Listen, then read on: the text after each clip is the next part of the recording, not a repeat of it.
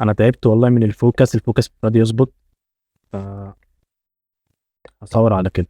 السلام عليكم ورحمة الله وبركاته. أنا معاذ. القناة دي بقدم فيها أي محتوى يخطر على بالي، محتوى تعليمي ترفيهي جيمنج، أو بحكي قصة أو بشرح حاجة أو بقول لك طريقة حاجة معينة، وبنبدأ من الصفر لحد النجاح إن شاء الله. فيديو النهاردة بيتكلم عن الحظ. إيه هو الحظ، وإيه الأسباب اللي ممكن تخلي حظك حلو، وإيه الأسباب اللي ممكن تخلي حظك وحش، وإزاي تخلي حظك حلو أصلا بأسباب دينية وأسباب دنيوية. وهنعرف كمان هل في حاجة مع حظ وحش أصلا أو لأ. عشان تحل اي مشكله لازم تعرف هي ايه المشكله اصلا، فاحنا عايزين نعرف هو ايه الحظ ده عباره عن ايه. الحظ ده علميا مش حاجه ثابته، دي مجرد فرص كتير بتيجي في حياتك وانت يا بتستغلها يا ما بتستغلهاش. والحظ مرتبط بنسبه كبيره على قدره الانسان لملاحظه الفرص. في دراسه عملها الباحث ريتشي وايزمان، عملها على 500 شخص.